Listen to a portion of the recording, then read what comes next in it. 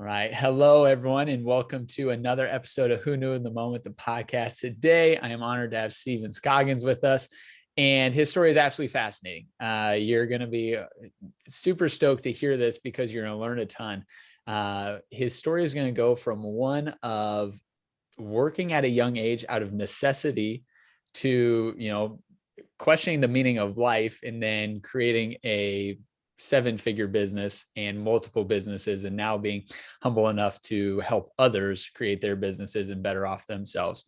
A couple quotes that he has that I think are super important to highlight that I'm sure we'll get into today. One is, "This too shall pass, and what comes next will be greater." And one that he mentioned that was something that probably motivated him and put a little fire under him was, "Scoggins don't get ahead, they get by." And so once again, we'll be jumping into those, but thanks again for being on today. Yeah, dude, I'm super excited to be here. Hope I can add some value and enjoy your listeners can enjoy something. No Right? doubt they will. No doubt they will. Well, good. So let's kick it off with young you.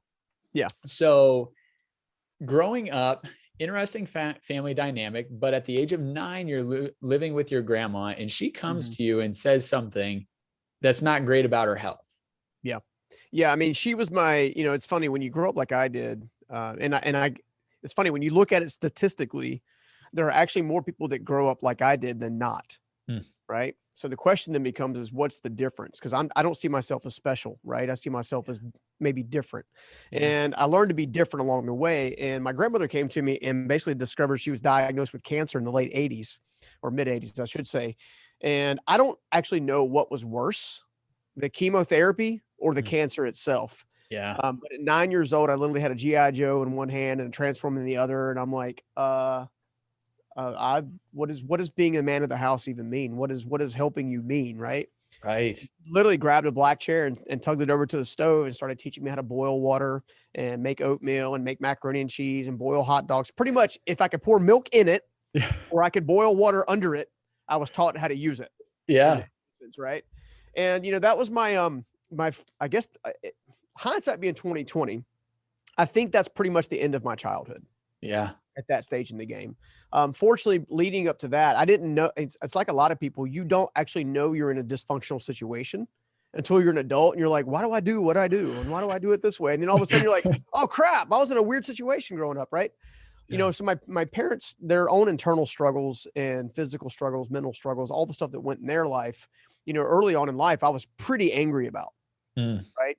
Because those types of things create self-worth issues and all kinds of stuff. And then it wasn't until I got to an adult that I asked myself one simple question, which is who taught them how to be parents? Yeah. And the reality is no one teaches you how to be a parent. Like you learn parenting by watching other parents. Right. Yes. And if your parents have a hierarchy or a lineage of brokenness and doubt and insecurities and fear and a lot of, you mentioned it earlier, kind of opening up the show, Scoggins don't get ahead, get by. That concept had actually been in my family lineage, I kid you not, since the 1700s. Yes. Now elaborate on that because it's an interesting story. Yeah. So, everybody's heard of ancestry.com, right? Yep. Okay, so I made the mistake of watching what's the TV show? Who Do You Think You Are? And of course, they highlight ancestry.com. I'm like, I'm just curious. What am I, right? Come to find out, I'm part Viking, like 55% Viking, 16% Irish, another 16% Scottish, and the balance of it somewhere in Wales, England. Okay. Yep. Well, as I dug into all that, first of all, I've never met a Viking that's 5'5", but hey, I've got the eyes. So anyway. As I've kind of learned through all that stuff, one of the things I picked up was I kept going further and further and further and further back. And I quickly discovered that the Scoggins side of my lineage arrived in the United States in the 1700s. And they did so as part of a penal colony. Mm. So basically, they had shot a deer on a lord's land in England, got arrested, got sent to the Americas to essentially work off, like, for lack of a better word, indentured servanthood as sharecroppers. So you go back centuries and all you see is poverty, low belief, lack, and hence centuries go by before someone like myself says, there's got to be more to life than this. Mhm. There's got to be something here, because I just don't feel like settling. Like, Yeah. and I went through some pretty tough stuff, and we can talk about whatever you want. But in that moment, I remember even when my father actually mentioned that to me, and I moved in with him right after my grandmother passed away, which is how I lived with my dad, and immediately went in the construction field. And if I wasn't at school, we were working. Yep. Holidays, weekends, sun, cold, hot. I mean, you name it, elements.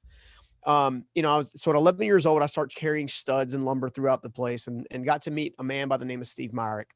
He was my Yep. very first mentor. Now, he's my dad's employer, and I got to know him over the course of, call it 5, 6, 8, 10 years. So much so that my father looked to him like a father role, and I looked at him straight up as a mentor, even though I didn't realize I did at the time. Yeah. I just admired who the man was, because he was very wealthy. He was very shrewd business owner. He built it from scratch himself. And as a result, he had what I call the overflow. Yeah. He was the kind of person that would walk into a restaurant. He would leave $1,000 tip under a napkin, under a basket of hush puppies, because he liked the barbecue places. And he and his wife would very quickly exit the building, never say a word. And then the single waitress mother would come over, move the basket, find the money, and literally wreck themselves. And when I say wreck themselves, I mean, they literally fell out on the floor. Yeah. And then you hear, I could pay my light bill, I could do this, I could do that, kind of thing. And I saw that repeated behavior over time. So I always had a very aspirational admiration for him. Okay? Absolutely. Now, as I'm going through that shift, one of the things that came out very, very quickly was the sheer fact that he saw something in me that I didn't see in myself. Yes. So when my father had made that comment a few years earlier, in the moment, I was like, this doesn't feel right, but he's my dad. He loves me. I guess he's right. Right. And as a result, I didn't try very hard. Right. We got used to just getting by, meaning we barely have enough money to pay the light bill or the phone bill or the water bill. In fact, our water and lights and stuff got shut off repeatedly after my dad went through foreclosure of a house and a failure of a business of his own. Yeah. Like, we had that happen a lot. I mean, we moved into a mobile home that Steve Myrick owned. Right. He owned an entire trailer park of beat up trailers, some nicer than others. And unfortunately, we got the lower of the two. And, so I was used to sharing space with cockroaches, and used to sharing space with empty cupboards and stuff like that. And it wasn't that my dad wasn't trying, because he was working his absolute butt off. Like, he was doing everything he could possibly think of to make ends meet, to be a better man, to do all this kind of stuff. But I hadn't had the mental shift yet until a summer afternoon. I was probably, 16 or 17 years old. Yep. I was on a framing crew with my father. Steve came by the job site, pulled his white Jeep Grand Cherokee onto the lot, motioned me to come get in the car. I got in the car, and of course, in the summertime, it's like, this guy's always got the AC cranking, super stoked, hop in the AC, bathe in it, Joker, and like, enjoy yourself, right? Well, he had this weird demeanor about him that day. He was kind of like, for lack of a better word, he was gritty like, but he was in, what's the word I'm looking for? Contemplation mode. Yeah. And he looked at me dead in my eyes, and he said, Stephen, I have a question for you. I said, what's that? He said, what's the difference between a rich man and a poor man? And I was like, well, duh, money. Of course, money, right? Yeah. It's crazy. He gave me the biggest stink eye. I swear to this day, if he could have slapped me, he could have reached me and slapped me in the back of my head, he would have. And he goes, absolutely not. It's the way they think. And then he followed up that question with one that kind of like stabbed me right in the heart. Yeah. And here's what it was. Do you want to learn to think like me or your father? Or actually, his words, daddy. Yeah. Right? Yeah. And I had never thought about either one of those concepts ever before. Never even crossed my mind. I believe that, life is, we like to think of life as birth to death. Yeah. Linear, right? We get married, we have kids, we get jobs, we lose jobs. And it's really more like a giant heartbeat, right? Yeah. Well, there's these moments in time where I call them cornerstone moments. Cornerstone moments end up defining your ultimate outcome or result over time. In this particular cornerstone moment, I was given a new a new idea. And I'm convinced even to this day that one new idea can radically change someone's future. Right. Now, I wish I could tell you that I walked immediately into Kumbaya and things were amazing and all this kind of stuff, but I can't, because transforming your life, transforming your business, transforming your relationships, your finances, all of that takes intentionality, and it all takes time. Mm. And it all comes with big jumps and Yep. big, catapults and big setbacks. Yep. Because the entire time you are trying to overcome one thing, you. Mm. You're trying to overcome how you think, how you react, who you associate with, how you handle finance, what you think about opportunity, which means you're typically fighting self-doubt, insecurities, and fear on a regular basis. And when you grow up like I did, this preconditioning, so to speak, you're more prone to fall back into bad behavior. Yes. Right? So much so that Steve put me into business for myself, literally straight out of high school. I dropped out of high school at 18 years old as a junior in high school.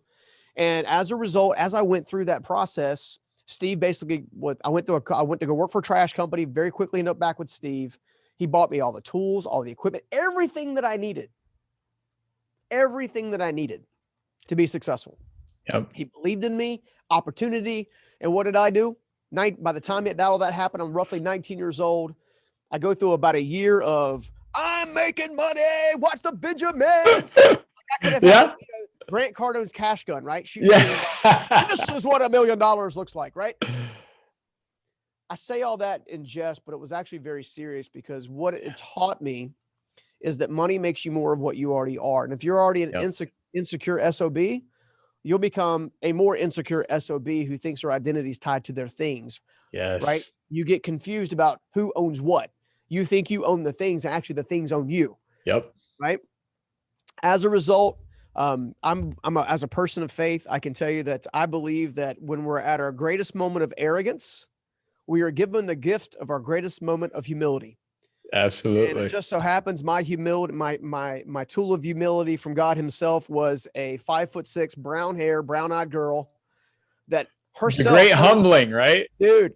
And her life was completely jacked up, daddy issues out the wazoo, raised by a single mother who's working as hard as she could, but she worked in an over the road kind of like mentality. So she was kind of and reality was, it took me further and further and further and further and further away from who I was. Because in a lot of relationships, if they're not the right one, you try to become what the other person wants rather than just being you. And as a result, in the process of about a year and a half, I went from being super arrogant, super cocky, like I got money, can't mess with me, brand new 1998 Camaro, first one off the lot, 6-speed, let's go, Bo. Right? I went straight from that all the way to, unfortunately, sleeping out under the stars. Yep. After I'd alienated everybody that cared for me, after I had racked up over $70,000 in debt because of my own stupidity. Here's an idea. Never give your debit card or your credit card to someone else. Even if it's just temporary because they have to buy tires that day. You don't do that. Yep. Okay. Just because it can end poorly. And then, so I go through a year of what I refer to as the first crushing. I personally have had 3 major crushings in my life. Each of those crushings pressed out more and more arrogance. Mm-hmm. And hopefully I'm a little further now along than I used to be. They caused me to raise my level in leadership. Yeah. It taught me that the greatest mistake you can ever make in building a life or a business is not building yourself continually. Yeah. And, I ended up homeless for a while. And, what do you do? Well, for me, I remember this moment.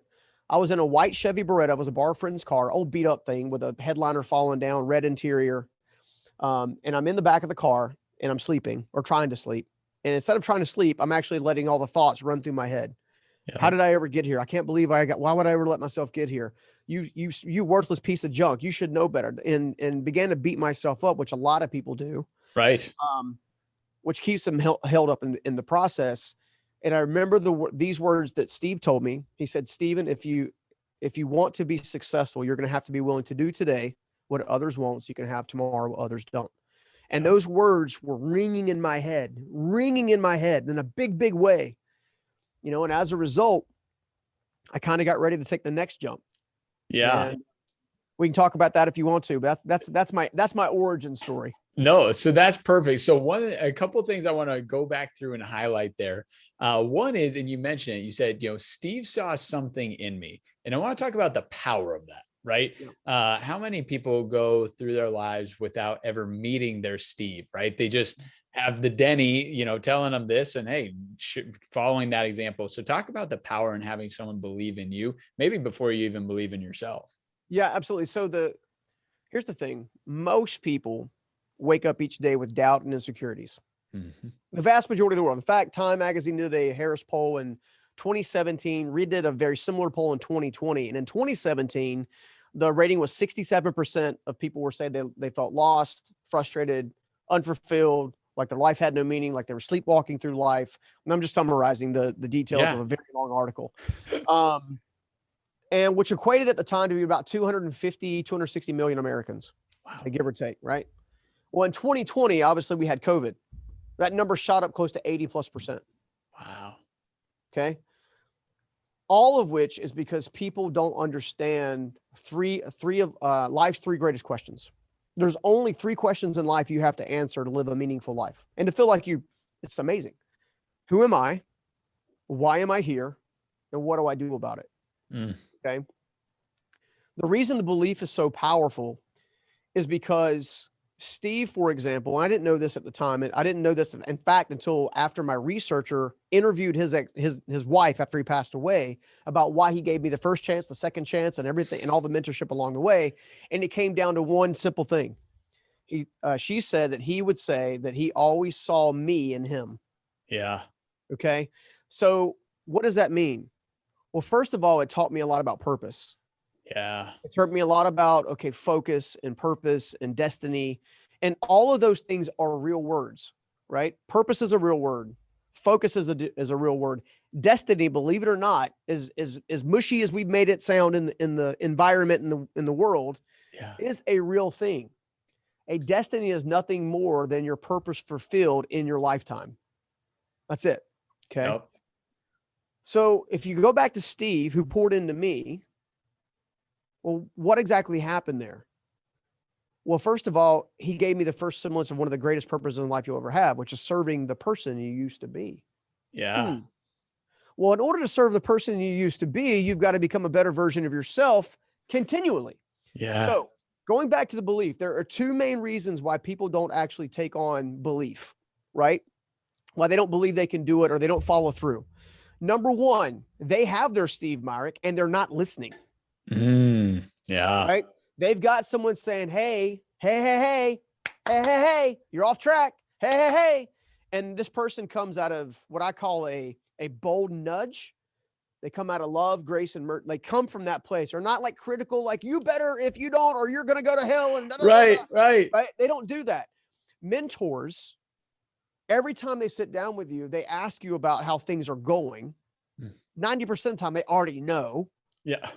But they want to hear your perspective on it. Mentors also do a good job of gaining future perspective. And mentors also do a good job of breaking down the walls to say, hey, have you considered looking at it from this angle? Or have you considered doing it this way? And so the first stumbling block, the first roadblock when it comes to essentially breakthrough, right? Leveling up. Okay. Yeah. So let's talk about these buzzwords. Okay. Level up your life. You're going to transformational breakthrough. Okay. Yeah. Here's the crazy part. As overused as those words are, you really can't find a better word to describe what I like to refer to as emergence. Okay. I teach a concept called the 7 levels of life mastery. You can use it for business as well, but I'll hit that in a second. Yeah. But as you go through this process, you very quickly realize that many of us are not listening to the mentors that we have access to, period. Yes. Okay. Yep.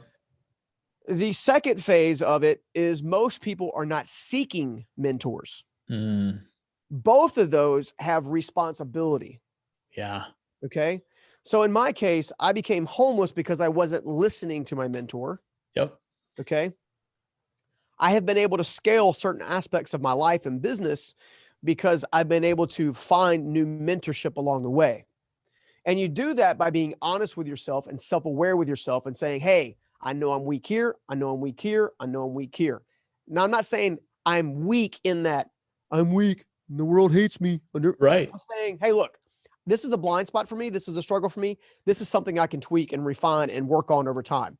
Yes. I was sharing with my team today that, I believe in the 8 pillars of life, and quick rundown: financial, spiritual, relational, emotional, professional, developmental. Like, it's kind of a spin off of Zig Ziglar's Wheel of Life. Yeah. I added one because I realized that there are 4 pillars that hold up the other 4. So your financial, your physical, your emotional, and your spiritual hold up everything else.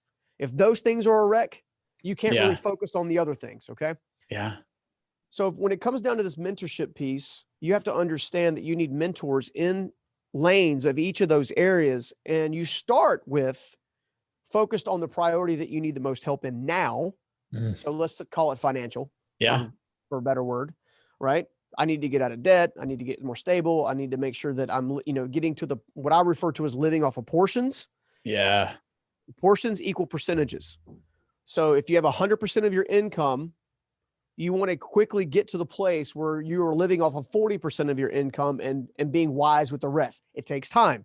Yep. Granted, when I was getting out of debt and I didn't have any to share and it was like all debt and let's get this thing going, I'm now living in a place of about 30% of my total income. Okay. Yep. And I live in a very nice lifestyle in that rate. So it's possible. Okay. Yeah. Now, my ultimate goal is to get to 90-10. So meaning I give away 90 or invest 90, deploy 90, and I live off 10. Now, that being said, if you understand that one piece and that's your main focus, then you're going to focus on there for about 6 to 12 months. Okay. And you're not going to completely like erase or just not watch the others. Yep. Right. But you're going to do like a check-in, check-up. At some point, you'll get to the place where everything becomes manageable. Right. Yeah. And that's actually the emergence phase. That's when your finances are working for you, not against you. That's when your relationships are working for you, not against you. That's when your emotional state, so regulation, intelligence is working for you, not against you. That's when your developmental, meaning all the things that you're learning, is continually making you grow. All of these different types of things are different types of techniques that you can use to understand that doubt is a lie, insecurity is a lie, and fear is a lie. Okay. Circle all that all the way back to the mentorship question earlier. Yeah. Everything I just described after the mentorship side of things is never looked for because you're not listening to a mentor. Right. You're not looking for a mentor. Yes. That is amazing. So you want to rewind that, focus on the 8 pillars. And then the thing that I think was interesting to me was get a mentor in each of those, right? How often do we find the mentor in the one that we either want the help in? And then, to your point, we kind of let the other one slide by. It's like, no, you need a mentor to have, the well-rounded and, have all 8 areas clicking on all cylinders. So, yeah, man. I mean, you absolutely do. You absolutely do. I mean, like I said, most people are so focused on either physical or financial that they totally just let the others go on autopilot. Yep. And because there's no intentionality, there's always fires in the others. Right. Right. And if you're constantly having to put out fires in other areas, you can't even focus on the financial and the physical correctly. Yep. So you got to use a well-rounded approach. It takes time, but everybody can do it. I love it. I love it. So jumping back into the story. So we're sleeping in a friend's borrowed car at this point in time. Mm-hmm. And your dad and you kind of work together to get a chance back with Steve. And it's not running your own business this time. No, it wasn't running my own business. I had there's one phase in the middle. I attempted to join the Navy. I was unsuccessful. I wanted to be a SEAL. Turns out I had a scoliosis in my neck, which is probably the reason I'm at least an inch shorter than I could be. And then I also had a low ASVAB score because I had a GED. Now, in the 90s, I don't know if this is still the case or not, but in the 90s, your ASVAB score, if you had a GED, had to be higher than if you had to qualify if you had a diploma, which to me, that's stupid. Like, anyway, but yeah, right. Anyway, that's what happened. The problem that I ran into is I went from the car into that very challenging moment. Okay. And from that challenging moment into a very depressive state because, I thought my hopes and dreams had been pinned on joining the United States Navy. I knew they were going to feed me. I knew I was going to travel and I was going to have stable income. Mm-hmm. So I put all my hopes and dreams into doing that. I trained like crazy, got myself in the best physical shape I've ever been in as part of that process, only to discover that if your mental state right? Your mental health is not in check, then all the other things don't really matter. So I managed to leave the MEP station barely by the sweat of my brow and the tears from my face before I just let it all fly.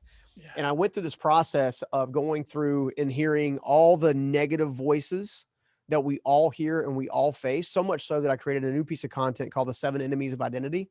Basically the 7 voices, or the 7 ways in which we attack ourselves. From a faith perspective, you can say that the devil attacks you. From a secular perspective, you can say that you tell yourself. Either way, these are voices that are constantly bombarding you and trying to attack you to keep you from your destiny, your purpose, and breakthrough, right? Yeah.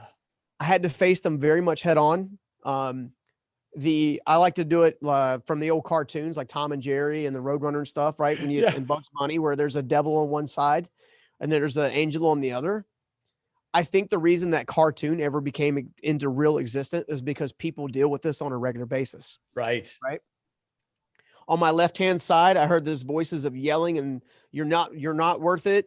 No one loves you. I mean, about as damning, so to speak, as you could possibly do it. And it was screaming in my hair as my tears are falling from my face. And on my right hand side, I was hearing, that's not true. You're not seeing it from all the right angles. You don't know what you don't know. Give it time, be patient. This is part of the process. And it was like a major battle going back and forth. And I say all the time, I don't know if it took me 10 minutes to walk to the nearby bridge or if it took me an hour, right? I don't remember. It was so much of a whirlwind. I just remember kicking off my shoes, getting ready to sit on top of the tubular rail, pulling out my broken Nokia 5160 phone. It was like tucked under a red Timberland t-shirt that I had in my duffel bag and this device they call a Walkman. Yeah. Right. That held CDs. Yep. And I pulled it out and I started, and this little voice was saying, well, you at least need to tell people that you love them. The voice on my other side was trying to help me contemplate, well, if I throw myself off and I hit this big truck, then it'll be over quickly. And just weird thoughts. And it was life or death for me in that moment. Real life or death. And I called the first number, no answer. Called the second number, answering machine, like the old answer machine, like you push the button play and you hear somebody's voice, right? Right. Got one of those, another busy signal. And by the time I got to the end of the 4th phone call, I had all but given up. Like I was literally waiting. I was just going to push myself off. Yeah. And that's when the little quiet voice kind of said, well, have you talked to Mama Wama, AKA Susan Batts, who was my high school girlfriend's mother, right? Yeah. Who had spent just as much time with me as Steve did in the same season that Steve did. Yeah. I was getting attacked. I was getting empowered. Yeah. Angles, 2 different voices, right? One, a very strong male role model, and one, a very motherly role model. Right.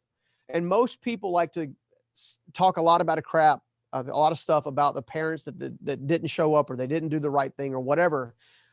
Hindsight being 2020, I would tell you that the greatest gift I ever had in that specific moment was having those 2 voices replace my parents. Yeah. You see what I'm saying? Yep. As you go through all that, she picks up the phone, old raspy cigarette voice, because she used to like to smoke a lot. She passed away in 2016 from breast cancer, but she picked it up. Where are you at? Kind of like the old raspy thing. And she was going after me, dude, yelling at me. Where are you at? I'm coming to get you. And like all kinds of stuff. Oh, I'm fine. You're not fine. Yeah. Like an only mother would. Like I didn't have to tell her that something was wrong. She picked up the phone and said, where are you at? I'm coming to get you. Like that was the first words out of her mouth. Yeah. Talk about intuition, dude. Right. Right. Well, we went back and forth for a number of hours. Well, hours, minutes. I don't remember because it was all whirlwind. And she was literally the only person on the planet outside of Steve who I would actually keep my word to. Yeah. Right. She meant that much to me that I don't want to let her down. Right. Kind of thing. And that's when the 11 words came out that became my battle cry for the next several decades, because she had me in the moment. This is long before we understood NLP and we understood, emotional states and physiology and all this kind of stuff. And it happened more like this. She said, I want you to repeat after me. Okay, whatever you want, mama. She was, this too shall, and she said it with vigor, right? This too shall pass, and what comes next will be greater. Right? Now, we've all heard this too shall pass. Yeah. But her little bonus tagline created curiosity. Yeah. Okay. And I was like, this too shall pass, and what comes next will be greater. And she's like, you say it like you mean it. Like like enough to like wake me up, like out of my state, like a totally like kind of deal. Dude, she had me screaming that from the top of my lungs, right? Yeah. I say all that to say that sometimes we will have to face the greatest moment of adversity in order to begin to build a foundation that can move us forward. I like to say that the foundation of adversity is actually the bedrock of new beginnings. That's good. And most people misunderstand that. Most people think their adversity is going to be continued pressure and it's going to last forever. The only way it lasts forever is if you don't wake the hell up. So wake up. Yeah. Wake up, right? When you're able to do that, you're able to shift your gear, you're able to see the world from a different lens. And as you see things differently, things come out differently, right? Think Dr. Wayne Dyer used to say, when you look at things differently, how do you do it? When you look at things differently, the things you look at change. Yep. Right? Exactly right. And it's exactly that point. All of that to say that within a week and a half of that bridge moment, I was back on my father's couch. He came home one afternoon and said, look, Steve said he'll let you back on the crew as a laborer. So complete demotion from where I was. Right. Yeah. I went through a divine encounter where I was trying to earn $50 for my brother in the same week, within the same week window, where I found my faith. God showed himself to me. Yeah. I have a white spot on my chin that has been there since I was roughly 20 years old. And I have zero doubts in a creator, zero doubts. Yeah. And I spent 5 years as an atheist. So like I can argue with you about Big Bang theories and all kinds of stuff. That being said, I went through that whole phase and then I get back on the framing crew. I go through the entire week. I got a nail apron. And for those who don't understand, construction people, okay, much like you would carry a briefcase, a nice leather briefcase, right? The level of your pouches was like a certain level of credibility, right? Right. And a nail apron basically said that you are a newbie. You have never done this before, right? Of course, that part wasn't true. Other than the fact that I was about as low as I could go outside of taking my life and sleeping in a car. Yeah. Okay. Yeah. I say all that to say that for some reason on Friday afternoon in the construction industry, a lot of people would show up around 1:30, 2 o'clock. Steve would pull up. He would pass out the paychecks to my father. My father would then give them out to the crew. We'd get the tools up and then we'd all book it for the weekend, have a long weekend. Kind of like this Memorial Day weekend we're about to head into, right? Right. Yeah. Half my office is already gone, right? Kind of thing. And I go through this moment, but just before that happened, my father sends me next door. Now this entire week I'm having to watch the guys that took over for me. Yep. Like for the first shot that Steve gave me. And I'm watching them and I'm kind of having that remorseful thing. Like, I know I did something. I know I did stupid. Like that was the first time I did stupid with zeros. Yeah. Right. And as I did that, I was kind of looking at him but Friday afternoon, something interesting happened. My father asked me to go next door and reframe a garage door. Okay. So for those who don't understand construction vernacular, I had to make the garage door straight. Right. I had to make it straight so your car would fit in the stupid thing. Okay. Right. So that's what I had to do. So I went next door, started working on the door, and I overhear these guys and they're bad mouthing Steve. Okay. In the construction industry, it's not necessarily the same way in all cases this way, but in the construction industry, the way it works is you work off a draw schedule. Yep. Okay. So if a house paid $10,000, that equaled 100% draw. Okay. Fair math. Yep. And then if you were 50% done, you could get 50% of your money that week. Okay. These guys were 70% drawn on a 30% completed project, which means not only had Steve given them grace, he had been incredibly generous, and yet they are bad mouthing him like nobody's business. Right. Check this out. I get so fired up and so angry and so mad on the inside. They don't even know this. Like I kind of storm off to the job site after I finish what I was doing. And as I'm storming off the job site, this is what I hear in my heart. Didn't you do the same thing? Oh. And man, dude, it both made me emotional and even more fired up. So much so that when Steve came to deliver the paychecks, my father grabs the paychecks. He's walking this way and I'm literally walking the opposite way. Now keep in mind, The entire week I've been back, I've hidden myself from Steve intentionally. Right. Yeah. Every time I saw him, I would run and go hide Mm-hmm. because of shame, blame, and condemnation. Yep. 3 more roadblocks that cause you more pain and eliminate progress. Hello. Right. Yeah. Let the shit go. Pardon my French. You're good. Say it. Yeah. Preach it, Right? brother. Steve comes back around. I'm walking next door. I knock on his window. He rolls the little window down. He says, "What can I do you for? How's your head now?" You know, because he knew I'd gone through they call it mental illness, whatever it was. I mean, I was hurting. Yeah. Right. In fact, the greatest pain that I've ever felt my entire life came from this thing up here. Mhm. Right. Yeah. And I basically go through the story. And I heard the guys are talking. They're saying they're not coming back to work Monday. Can I take back over for him? He laughs at me. How are you going to do that? I'm like, what do you mean? He goes, well, I sold them the tools. I sold them the truck. I sold them everything that I'd given you. They own it. They don't come back Monday. It belongs to them. And to be honest, I'm not buying you all that stuff again because you burned me. And his exact words were, "You burned me, boy." Right? Because the old Southern guy. Yep. And you know what? And for some reason in that moment, something came up inside of me that was on fire. Yeah. And I said, you know what? That's okay. I'll figure it out.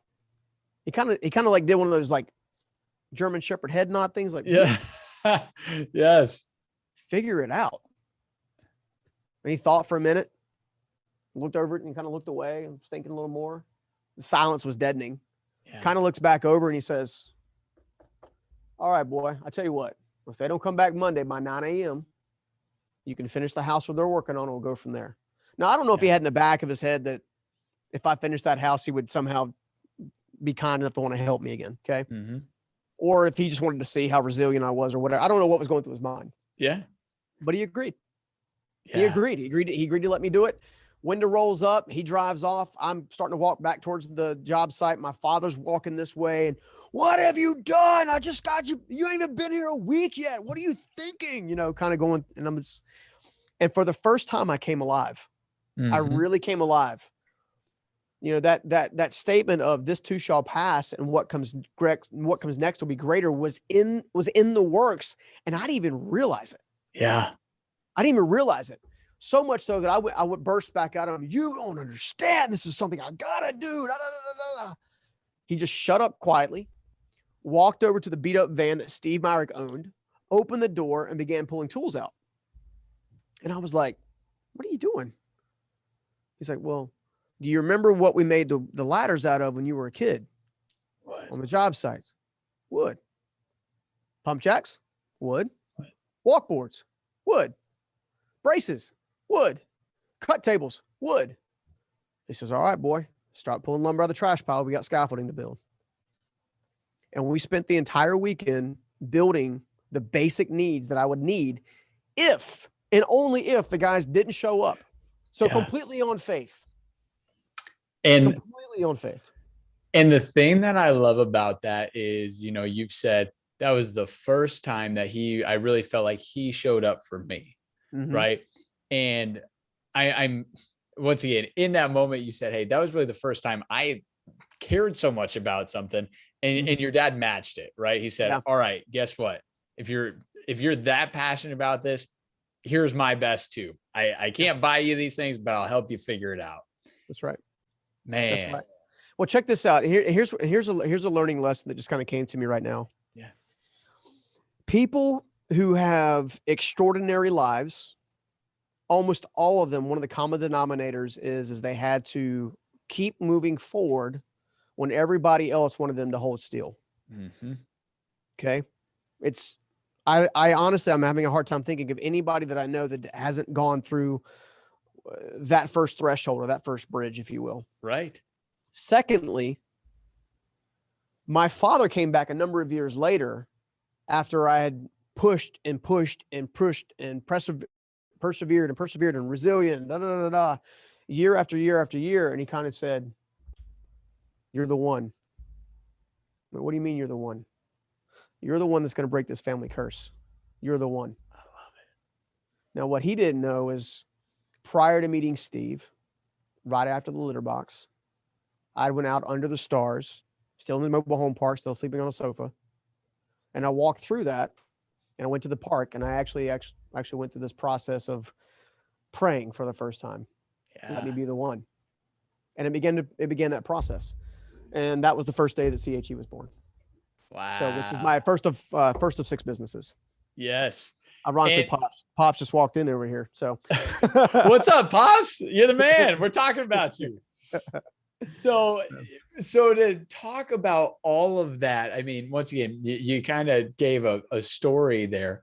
And one thing that I think is interesting, and I want to ask you about is, you talked about the condemnation, the guilt, the remorse that you felt. And once again, it's not like 3 years later, you went to Steve and said, hey, how about I get that chance? Right. I mean, we're talking a week. Yeah. So for you, you mentioned, hey, I have this near suicidal experience. I, at the same token, then in connecting with my brother and have this, God Divine moment, encounter. we'll just call it that. Yeah. Encounter. Right. Yep. And then within a week, right, I'm asking to take over the crew. So talk a little bit about your ability to, one, move and process through things, but two, maybe some of the, I don't know, we'll call it courage or strength that you found in your spiritual and divine encounter. Yeah. I mean, I think hindsight being 2020, I think the only thing that changed that for me was before my divine encounter at the litter box. And that's a long story. We just don't have time for today, but and after, I was literally a different person. Like I was literally, that was the start of becoming a new version of myself, so to speak. Yeah. And I find that we all face that moment at our greatest moment of adversity. That's a test you get to continually take until you finally make the right decision. Right. I was telling my team today, I said, if you're the kind of person that when stuff pops up and something's coming at you, you want to pull away, you're intimidated, you want to go stick your head in the sand, put your head under the covers, or somehow feel like you don't have it in you, I'm here to tell you, you've got it in you. The only difference is rather than put your shoulder away from you like you're leaving, you lean your shoulder into it and go after it. That one piece has carried me through so many things. I mentioned I've had 3 crushings to date. The first crushing obviously was the brief time I was homeless. The second crushing was the bridge, right? It was almost taking my life. And the third crushing was only happened a few years ago when I discovered that my executive team had embezzled well into the 8 figures from me. Wow. Right. And I had to start all over again. And then I had to ask myself, which I'd never asked myself, did I really create this business? Or was it the people that helped me? Like, what role did I play? And fast forward 3.5, almost 4 years later now, I know that I was the instrumental piece of that creation, but I also respect now the people that are around me that helped me build it. Much of the daily operations of a few of the businesses that I own are handled on consistently by other people. That doesn't mean I'm taking my hands off the steering wheel. Right. I did that. I trusted too much last time. But that's kind of where it is. So I think what I'd like people to take away from this moment is that we all have these moments where we think we can't get up. Yeah. We all have them. And if you haven't had one yet, I love you. It's going to happen. But here's what you need to do. If ultimately you're going to be successful in life, business, finance, careers, relationship, you have to do one thing and do one thing really well. Get up one more time and you got knocked down. That's it. That's it. And you build self-confidence along the way. So everything that I have is God's. Everything, all the businesses, anything and everything. If he decides to take it, it's his. Okay. Thank you for letting me enjoy it for as long as I have. Bingo. But things don't own me. I sell crap all the time. Yeah. Like seriously, I buy houses. I'll sell cars. I'll whatever. If I think that it's what's best for my financial future, most people make their financial decisions based on next month or next year. Yeah. You take COVID, for example. Yep. Okay. Most people weren't prepared for COVID because the world is amazing. Everybody's making money, right? Everything's on sale. We can all kumbaya. Well, one of the things that Steve Myrick taught me a long time ago was that there's a bear that is always following the bull, Yeah. right? So if you know that, then the time of affluence is in the middle between the bear and the bull. You see, before I knew any better, I would have been like most people who struggle financially, who sell stuff or get rid of stuff or remove stuff out of their life out of fear and insecurity, right? Yep. COVID's happening. Oh crap. The world's going to fall apart. We're all going to die. I don't know what to do. What about my family? And then we start, right? Yep. What you should be doing in those moments is you should just pause. Pause. Yep. Right? If you live life by the right principles, so some of the ones that Steve taught me were, first of all, stay out of debt. Do your best to never borrow money. And if you borrow money, make sure you can pay it back within a few months. Yeah. Right?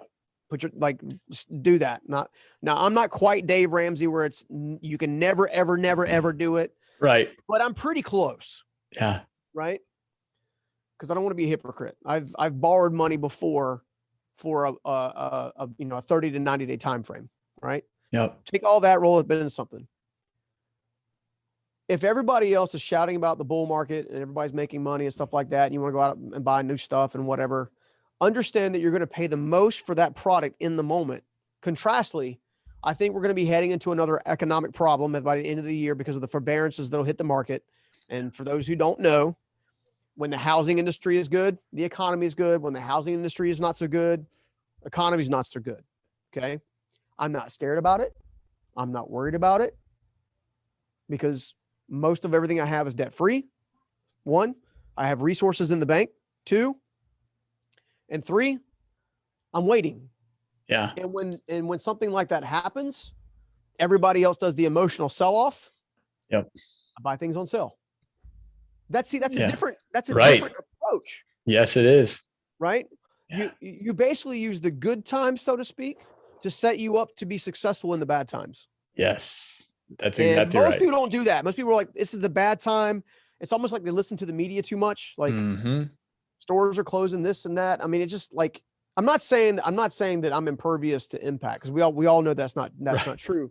Yep. What I'm saying is you set yourself up for the best possible chance of success if you learn one principle, and that is principles govern promises. If you want to be financially independent, there are principles that lead you that direction. You want to be married to the person of your dreams, there are principles that lead you to that direction. Yep. You want to have great relationships with other people, there are principles that lead you to that direction. And either you live by the principle, right? Or you die by the outcome. Yep. You can't do both. That's good. So principles govern promises. If you want to live out a promise, find the corresponding principle and live by it. Don't move from it. Yes. Now, one thing that I want to kind of make bigger that you said was earlier, hey, sometimes if you haven't already faced this experience, at some point you're going to face this experience and you're strong enough to take care of it. I think the second thing that I'd like to kind of piggyback off that is if you face that challenging time, and last time you leaned the shoulder away, you're strong enough that next time you can lean into it. That's right. Right. Yeah. So, well, that's part of the reason why I dedicated my life to teaching people everything and teaching people these principles. Well, we're going to have to do episode 2 because I know you're getting short on time and we still have the second half of life coming where, your custom home exteriors business grows into the 7 figures. We start about 5 other businesses. We get to where we're at today. CHE is actually in the mid 8s. Mid 8s, yeah. And so fascinating. But I do want to end with one targeted question. And so, an individual that I listened to and have gotten to know over the last 4 years, really asked this question I never really thought about before, but he said a phrase, and it was blissful dissatisfaction. And the idea that, hey, as I'm living my life, there are certain people that when they hit a certain level or a certain goal, they plateau, right? They say, you know what, that's good. I'm good right there. I just need to maintain. There are other people that say, well, that's great that I hit that goal, but now I'm on to the next one. And my guess is, hearing your story and knowing myself, you and I are more of the latter two, where it's like, all right, well, great, I hit that one, but what's next? And either one can be a problem, right? Because if I just plateau, I may never achieve the levels that, God had intended for me.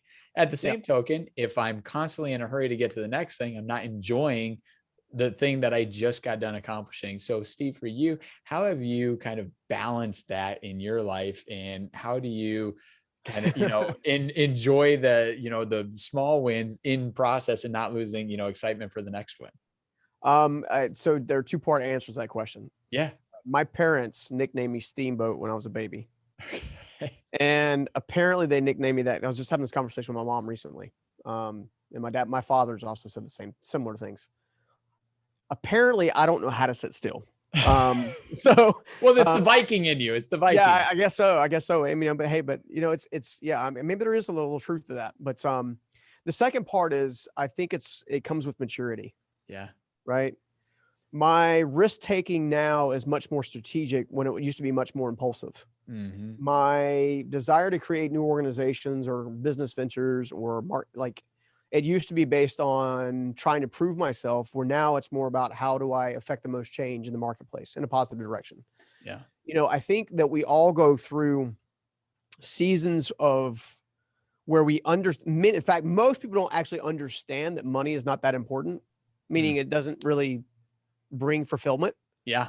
Until after they've made it, right, so to speak, and they have more than they need, and they have the abilities to be affluent and help other people, and they're either choosing not to or choosing to. But either way, they very quickly realize it's almost like the entertainers and all the sports people that, they retire and they're like, now what? And some of them commit suicide. Right. Yeah. It's because they've never understood that their identity is not tied to that stuff at all. Yes. And ultimately, if you're going to live a life of meaning and purpose, maturity comes when you finally understand that the greatest thing you need to be doing is creating a legacy that outlives you. If you think about it, most people don't know who Susan Batts was. Most people don't know who Steve Myrick is. And the only time people hear their names is a lot of times when I myself or people or their family are talking about them. Okay. I'm dead serious, right? Yeah. Yeah. But the things that they taught me radically changed how I looked at life, radically changed how I approached life, radically changed how I conducted my own life. Right. And through that process, I've discovered that the process is the special piece, because that process is what's creating the legacy. The more and more I talk about them and share about their impact in my life, the more and more people are hearing myself. In fact, one of the greatest compliments I've had recently was actually Steve Myrick's granddaughter came up here. It's been several months ago. It was right before COVID. Yeah. Walked in the building, and I was kind of walking around, and there's a picture of the truck that I bought from Steve, and my start on the wall, and there's some of the quotes that he taught me are peppered throughout the building and some stuff like that. Yeah. And it was funny to hear her talk, because she would talk and she would say, well, this is how this, I remember this about, and she of course is granddaddy. But I introduced her to a young man that's working for the Journey Principles Institute, one of my other businesses, a young man by the name of Connor. Yeah. He walked up to her and he said, he's my Steve Myrick. Wow. No greater compliment on the planet than something like that. Yeah. I say all that to say that if you're looking for breakthrough, you're looking for and I mean transformation, not in the frou-frou way, but I mean, you are really wanting to break through limitations, amplify your life, amplify your business, all that stuff. Then the quickest way to do that is to get around the heat and get burned. Yeah. Right. The best way you can do that is to actually join myself, Evan Carmichael, Tom Bilyeu, Lisa Bilyeu, Anthony Trucks, Amberly Lago, Ray Higdon, and so many more at TransformU Live in October. And yes, you can come live, assuming you can get a ticket, because those tickets go really fast. But we'll also be streaming that to over 3,000 people virtually, 3.5-day live event that, let's just say, you have to experience it to understand it. I love it. But you come in one way and you leave a totally different way. I love it. Well, you have a lot of big hitters going in on that. Yeah, we released Anthony's episode just a few weeks ago. So yeah, it's a lot of good people that'll change it. Man. Yeah, stories, man. Yep. Well, that's right. Steven, I appreciate the heck out of you sharing your story. Like I said, we got to do part 2 so we can get the second half of everything and learn about the business development and all that in the current business. But I appreciate you being vulnerable and open and just, just your genuine authenticity, sharing that with everyone. No doubt people are going to leave better people after having heard your story. My pleasure, man. Anytime. I can't wait to do number 2.